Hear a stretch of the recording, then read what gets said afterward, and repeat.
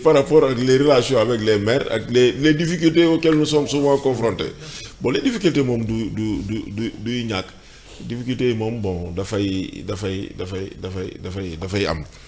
surtout communes yoo xamante ni bon yi ci budget yi seen budget matoon 1 milliard ren la ñu def cette prouesse d'avoir un budget de 1 milliard 192 millions mais avant nous quand on est arrivé on a trouvé le budget de la commune de Thiès à un budget de 600 millions. léegi ñu à combien 1 milliard 192 millions. Bravo. Et ça c'était un travail boo xamante ni nous devons à la vérité de l'attribuer à la commission locale de fiscalité nga xamante ni les receveurs ñoom receveurs ak ñooy mobiliser des gens bien vrai que c'est nous qui mettons les dispositions véhicules motos essence ak yooyu à leur disposition pour que ñu def le travail sur le terrain et dans ce travail là aussi ñun aussi on est impliqués et nos services impliqués parce que dañu jàpp ni comme ni ko bon beau-frère Alain di waxee mu ni l'impôt c'est un appauvrissement personnel au profit de la communauté ku nekk da ngay jël ci yow li nga am joxe pour que ñu dajale ko pour que parce que su nit ñi dul fay impôt on ne pourra faire aucune réalisation et man souvent damay joxe exemple xam nga bu may xëy sama koñ moom R100 café ga laay démarrer fa may toog maag sama gars yi sama rakk yi ay tôlier ay raxaskatu oto yi vulgarisateur ñoom ñëpp ñu ñooy toog ñu yor fa seen ay boutique ba kenkaari beeg yooyu su gars yi di ñëw di dagg si kii ñoom comme fa lay fréquenter bon naïvement ils peuvent être tentés de penser que ni comme man maa ngi fa man maay maire ñoom peut-être que waruñu fay mais bu gars yi ñëwee bu ñu xawee kii dañuy gis pour leur dire que montrer que ni ils doivent payer la première fois man maa génne sama xaalis sama wax gars yi ñu ñëw ma génne ma fay après bu gars yi demee ñu ni kon ci fay ma ne mais il faut ngeen fay parce que su ngeen fayoo di ñeneen ñi dootuñu fay mais depuis ce jour bu gars yi ñëwee ñu fekk ma fa ak ñu ba ñu fekk ñoom ñooy dem ñoom ñooy fayal boppam et c'est ce qui nous permet de faire le travail que nous sommes en train de faire bon bien vrai que l'État mu ngi góorgóorlu à travers les fonds de concours fonds de dotation yi ak yooyu sel bi mais je crois que loolu war nañ ko compte tenu des charges et des compétences qui nous sont confiées loolu war na gën a mën a gën a bëri doxal parce que ay communes yoo xam ne 375 000 ay habitants keroog recevoir naa un maire d'arrondissement de Paris moom sa commune ñoom ils sont 8000 habitants 16 millions d'euros de budget 16 millions d'euros de budget alors que nous on en est là donc loolu ay jafe-jafe la bon mais bien vrai que nag mais du point de vue des relations avec les maires moom nous n'avons aucun problème yàlla dimbali nañu c'est vrai nous avions été élus sur la base des mêmes listes c'est vrai que nag la politique est dynamique des fois dina am changement yi bu commencé nit ñi ku nekk da nga commencé boo demee ba toog commencé di génne jikko yu bees mais souvent j'aime à le rappeler li nga xamante moom moo ñu faloon ak serment bi nga xamante ni dañu ko passé woon avec les Thiessois pour être à leur service donc dans ce cadre là moom lépp loo xamante ni war nañ ko mën a def ba duñ leen décevoir dañ koy def parce que boo gisee ñun les maires des communes ñu fexe woon bañ nekk des adjoints au maire de la ville c'était pour que les relations puissent être très huilées mais li nga wax moo ci nekk souvent Sénégal les gens ont tendance à ce que bu ma Maître Diagne nekkee maire rek dafay tendance à ñëw nekk dans un individualisme extraordinaire commencer indi benn jeu fàtte les adjoints fàtte le conseil municipal alors que le maire n'est qu'un organe exécutif mais l'organe délibératif c'est le conseil municipal tu as ton bureau municipal ñoo xamante ni da nga war et d'ailleurs c'est eux qui font le gros du travail maire bu la fi wax ni réalisation yi su amee ñun la ñuy féliciter Maître Diagne def na li mais c'est pas Maître Diagne c'est la commune. Et à travers la commune, ce sont les conseillers municipaux, ce sont les membres du bureau municipal. C'est eux qu'on doit, en quelque sorte, qu'on doit féliciter. Par rapport à la coopération décentralisée, je crois que, bon, faut man dama ci am une idée, parce que dañu fi jógee, je crois que voyage boobu mooy bi ñu njëkk a def bi ñu nekkee maire, ma ànd ak mon frère Birame Souleye, il était encore maire, ak Mamadou Djité, suñu benn xarit Ayoba Sow bu nekk Montargis. dëkk fii Thiali invité woon ñu doon ñu créer ay link foofu ak des maires qui sont là-bas pour que ñu am ba yenn kii pour Thiès mais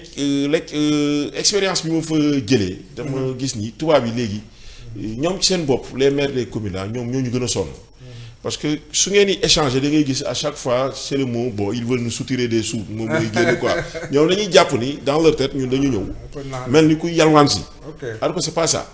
le cadre de coopération bu ñu bëggoon a instaurer c'est une coopération gagnant-gagnant ñun ñu am lu ñu apporter bien vrai que nag bon ñun souvent pour li ngay apporter mu bëriwul mais au moins li nga yoru ko si néew mu nekk ay échanges dans certains domaines ñoom ñu mun ñu apporter dara accompagner ci yenn domaines yi nga xamante ni jàpp nañu ñun ñoom ñoo ñu ci raw ñun ci dans d'autres domaines aussi ñu mun leen a apporter mais ñoom impression boobu la ñuy am que yow da nga ñëw pour leur soutirer de l'argent donc da ngay gis maire yu bëri ñu la maire dem na voyage maire dem na voyage Thiès da jàng nga dégg ay maire dem na voyage mais maire dem na voyage lan la indi loolu c'est important parce que un maire qui part en voyage si tu pars avec 2-3 personnes heureusement man bi may dem commune Thiès man donc maa demoon mais tu pars avec 2-3-4 personnes mais mine de rien vous allez dépenser benn 20 millions de la commune qu'est-ce que vous amenez en retour man bëgguma di dem voyage su ma leeree ni voyage boobu li muy jur pour la commune bëriwul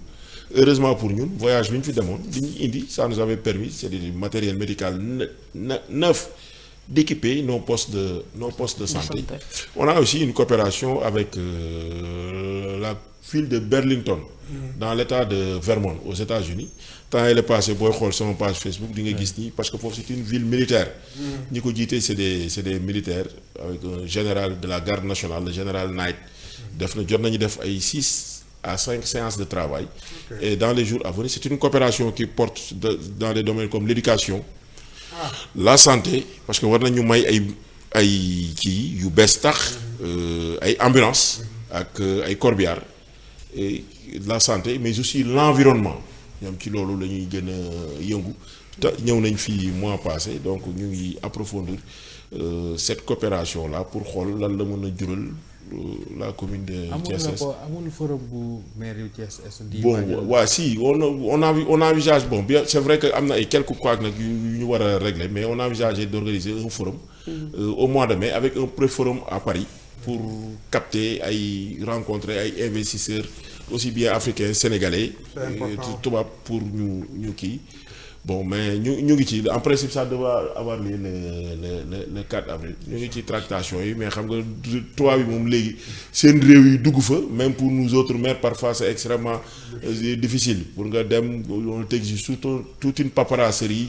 il y a tellement de tracasseries surtout pour boo bëggee ay adjoints dem wala des conseillers municipaux dem parfois c'est extrêmement difficile bon coopération décentralisée bi moom foofu lañ ci toll man ñun ñoo ciy demee ndànk quoi parce que bëgguñu di dépenser loo xamante ni yow doo ko am en retour mais ci amee benn boo xamante ni bu leer la ni mën nañ apporter dara à la commune non boobu sans aucune forme d'hésitation ñun souvent ñooñu dañ ci engagé wu. sur les chefs de quartier. par rapport aux chefs de quartier bon mais ku suivre la page de la commune de Thiès Est wala ngay suivre sama page Facebook parce que moi je suis très actif sur les réseaux sociaux souvent nos activités dama koy partager avec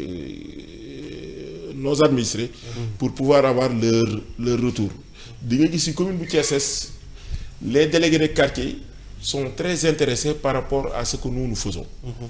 d'ailleurs la relation que je me veux d'avoir avec les délégués de quartier sax souvent dama koy wax suma papa le doyen des délégués de quartier Souleymane Quartier man yéen suñu ay papa ngeen vous êtes nos premiers conseillers et souvent même mes services dama leen wax quand on intervient dans un quartier avant de faire une quelconque intervention essayez d'abord de vous approcher du délégué de quartier parce que lui il peut avoir un rôle de médiateur par un consensus il se peut que mu régler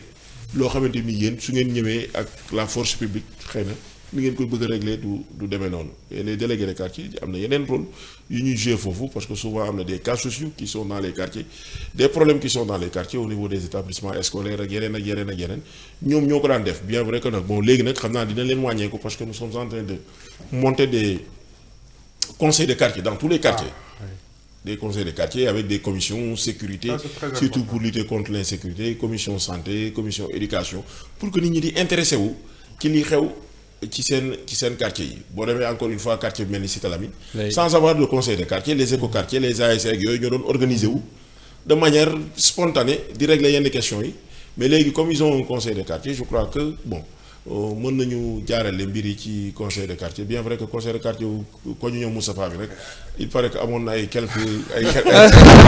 problèmes mais xam naa dinañ ci gën a waxtaan. monsieur le maire c'est tellement important. li ma leen wax man je tiens tellement seen relation ak chef de quartier yi. parce que dama gis déjà ni ñu ko doon côté chef de quartier ba tey wax dëgg yàlla dans l'organisation administrative du Sénégal donc gëdd bi ñu leen war a jox dafa des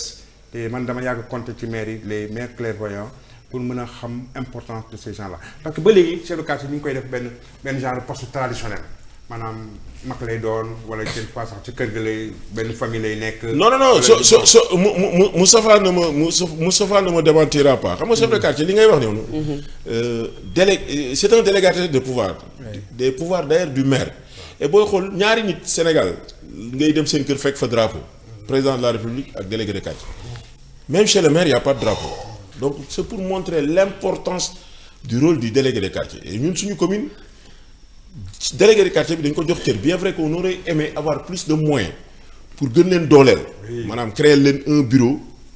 ñu nekk une vraie administration mais il n'en demeure pas moins que par rapport ak les moyens yi ñuy am ñu ngi fexe ba mettre leen à l'aise les émoluments yi ci délégués yi daan am ñu ngi koy am et on essaie de les assister socialement pour que ñoom aussi en retour ñu mën a fexe ñu taxawee kii et pour dëggal li nga wax au niveau de la commune de Thiès xam nga délégué day mag. délégué de quartier des fois gars yi du kenn du ko dàq. da ngay jékki-jékki ñun délégué bi day dem ba nekk mag génn àdduna rek ñu koy soog a remplacer mais man je me suis fait beaucoup d'adversaires ndax loolu parce que ñu ñëw délégué bi may ñëw délégué Daaru Salaam dafa wàññeeku. ma ñëw tuuti délégué Cité Lamy wàññeeku. délégué Cité Senghor 2 wàññeeku. délégué Cité Senghor 1. wàññeeku ñoom ñëpp ay mag lañ. et souvent ce qu'on constate mooy délégué day wàññeeku rek. benn doomam ñëw jël cachet yi ak yooyu. autoproclamé wu délégué. léegi bu ma ñëwee ma ni délégué il faut ñu ñiy génn àdduna il faut ñu remplacer leen.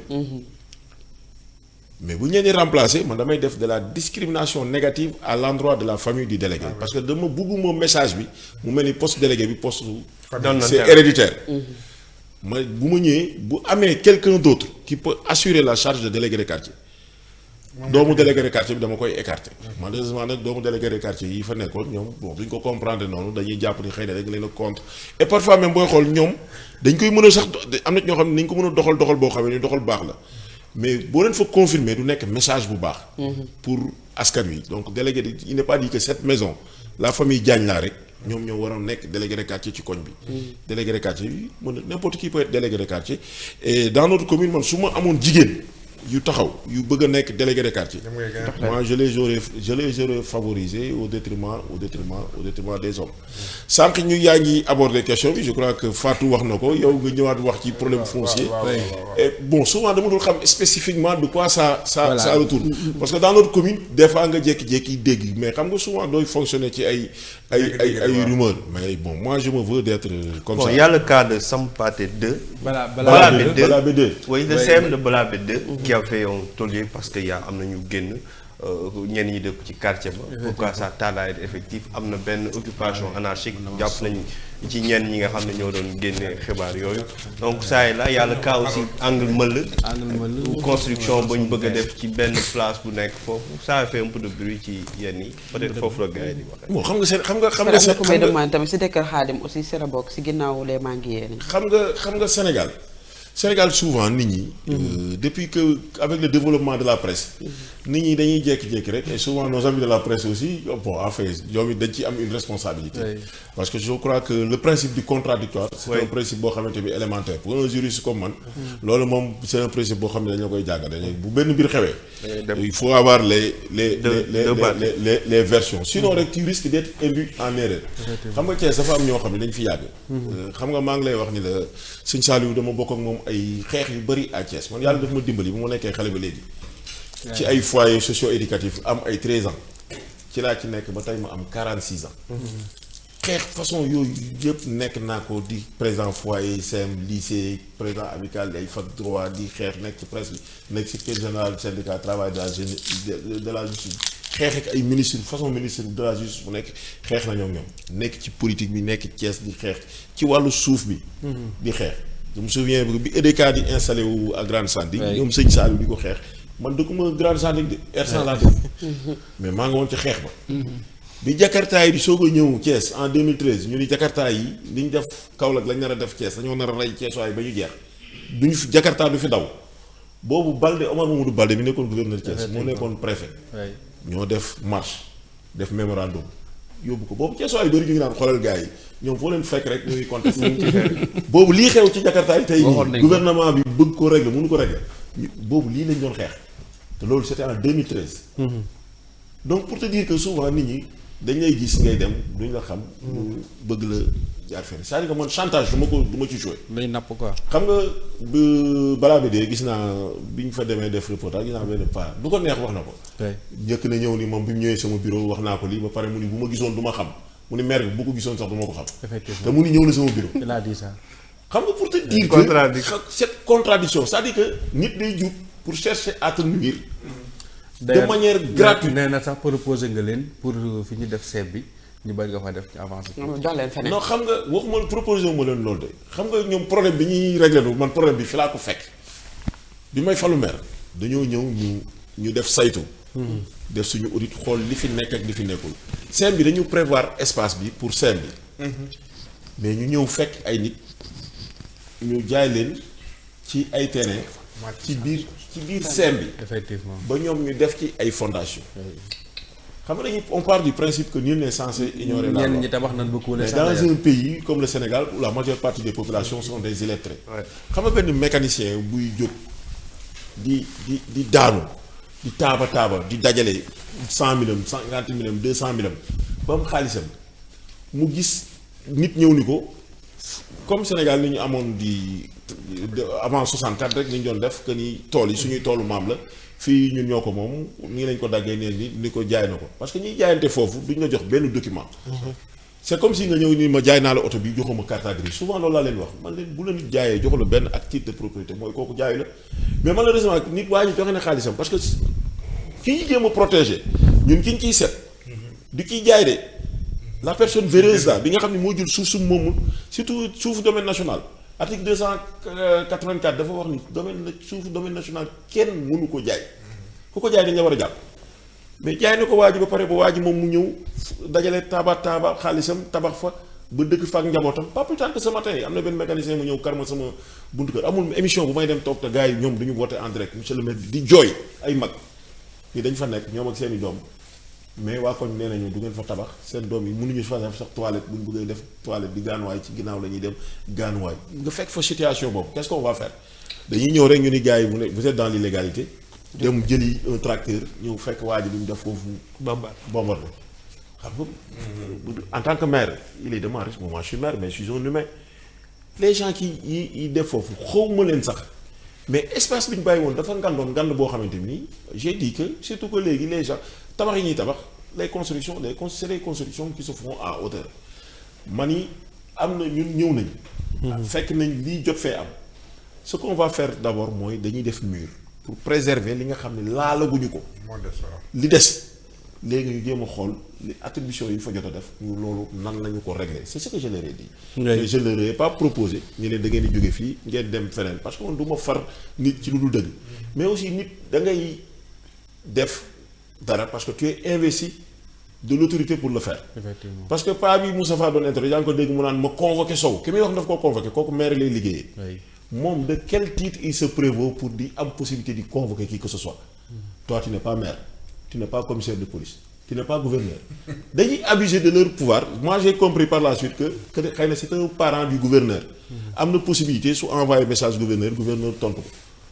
vraiment souvent dama leen koy wax de man leen malgré tout le respect que pour les gouverneurs là yi fi jot a jaar yëpp nga xam ne c'est des grands frères yoo xam ne am naa ak ñoom relation feneen.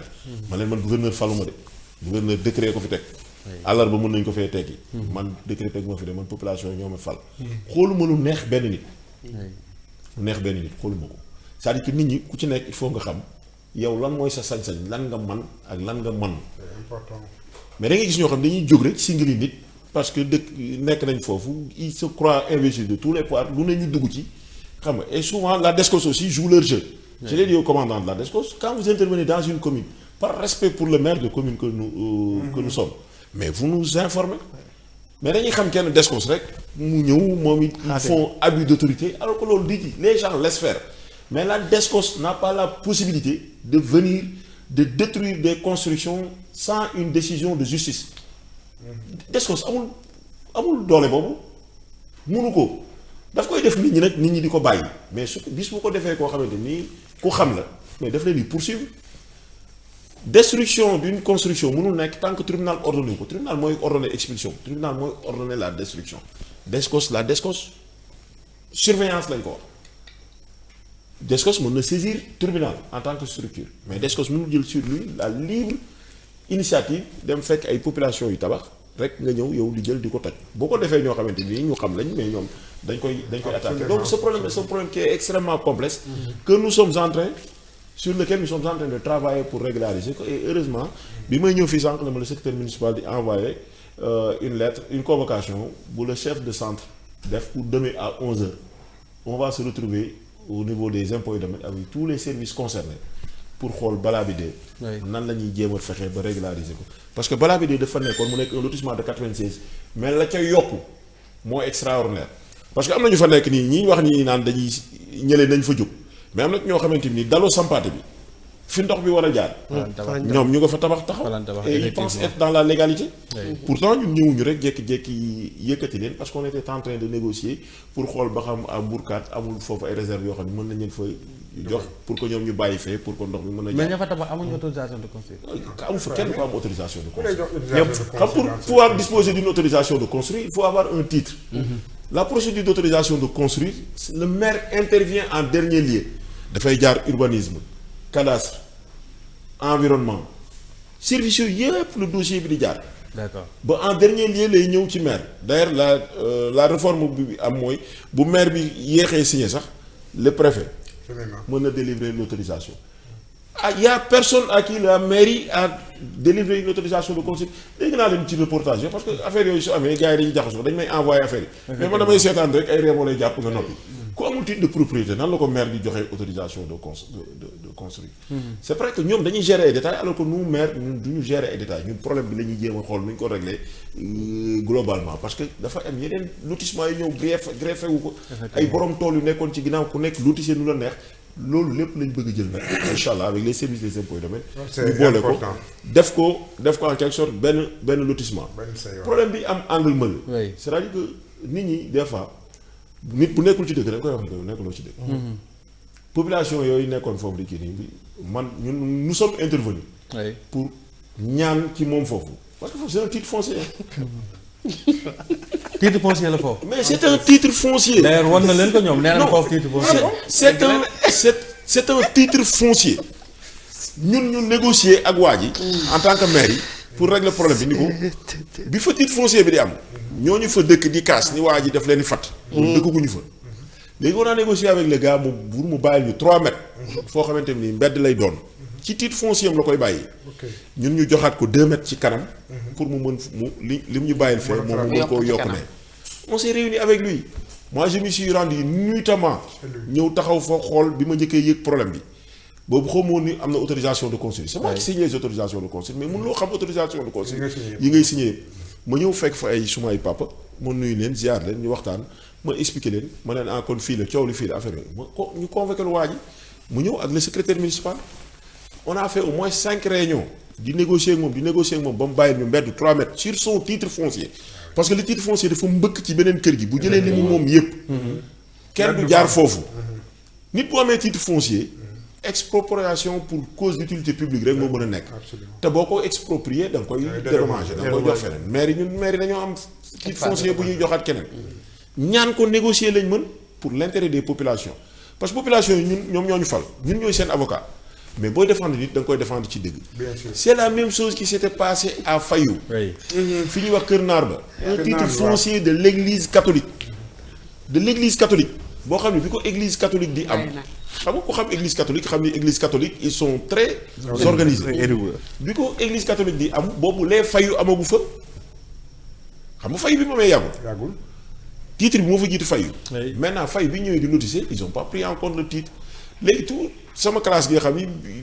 bi ñu juddoo yàggul bi ñu juddoo fa lañ fekk espace bi. léegi naturellement ils pensaient que c'était un espace vert. l'église catholique a cédé ça à une dame ñoom ñu ni fi dame bi bu tabaxee foofu duñu am fu mbedd jaar ñun ñu dem fa man maa fa jëkk a dem. ma saisir DSCOS ñu arrêter les travaux de la dame. effectivement convoquer une réunion avec tous les services le cadastre urbanisme ak yëpp gars yi ñëw ni ñu non maire kii. titre foncier jàmbur ngeen nekk nii di jéem a bu dee seen commune la tamit titre foncier jàmbur la. man leen waaw mais tamit suñu commune la ñun duñu seetaan population yi duñu am fu jaar mais bi ñu waxtaan ak population yi mais ils se sont rendu compte que effectivement parce que dama leen bu fekkee ne kii li muy jël ni moomu ko du ko jël fii dañ koy def espace vert def fi terrain basket yeneen ak yeneen pour que ngeen ci profiter mais quand on s'est rendu compte que la personne disposait de documents en bonne et due forme de surcroît un titre foncier qui est le summum des titres de propriété bien sûr mais on se devait à la vérité de dire aux gens que kii titre foncier la ñu bàyyi Saliou s'il vous plaît. donc problème foncier yi ñuy wax ci suñu commune yëpp c'est vrai que maire mënoo nekk maire te kenn doo tudd ci foncier de effectivement mais man bëgg naa bu ñu tudd ci foncier nag ñu tudd ñu ci loo xamante nii ñun ñoo ko def wala ñu ñuy tudd balaa ñuy dem di wax fenn ñu ñëw ci ñun wax ñu mais c'est nit ñi ñoo jàpp ni politiciens yi dañu ragal presse un maire waaye boo woowee rajo bi rek ay wax leen maire mu def lii bu ko deful ñun dinañu woo presse man yooyu boo ma ko waxee ay reetaan damay jàpp parce que dama naan boo xamee Tafa le jeune man xam naa Tafa le jeune dama lay bàyyi bu nga woo Tafa ba wax lu la neex ma woo Tafa rétablir la vérité des faits parce que dëgg rek moom mooy mujj donc ñun amuñu benn intérêt pour fekk ay suuf yoo xam ne population yi ñoo ko moom ñu ci jë fan la commune est yem côté Fandène xam nga la commune de Thiès pendant de très longues années Fandène daf ñëw mës a napp d'ailleurs ñu ngi saisir actuellement ANAT pour mu def des travaux pour délimiter encore la commune gis nga kër kii nu mu tuddati Kër Issa Kër Issa administrativement il fait partie de la commune de Thiès Nord alors que Kër Issa c'est sur le périmètre de la commune de Thiès Est tali bi dem ba Koundane fi ñuy wax cité des enseignants xam nga la cité des enseignants foofu laa bëggoon ñëw sax c'est un lotissement qui a été effectué par la commune de Fandène alors que la cité des enseignants c'est sur le périmètre communal de Thiès Est Thiès Est c'est la cité des enseignants nga dem ba Lelo Koundane gi ñuy wax c'est dans Thiès Est mais pendant de nombreuses années mais la commune maire bi intéressé wuñu ci mais ñun quand on est venu quand on a fait l'audit foncier on a retrouvé les limites de notre périmètre communal donc xam nañ suñu commune fan la tàmbali ak fan la yem. Aïcha merci beaucoup ñi ngi ci salon d'honneur tey maître Ousmane Diagne dañu dalal suñu 8e numéro waxtaan wi neex na loolu mbay bari nga yow lu ne sa làmmiñ bi mais ñi fi toog ñëpp noonu la demee parce que comme ni nga ko waxee commune Thiès Est pratiquement en termes de superficie mais aussi en termes de population mais aussi en termes ki nga xam ni moo nekk ci bopp mairie ba di maître Ousmane Diagne mu nekk aussi une personne multidimensionnelle day am laaj yu bari yoo xam ne dañ ko koy bëgg a laaj mais c'est le temps de Serigne Saliou maintenant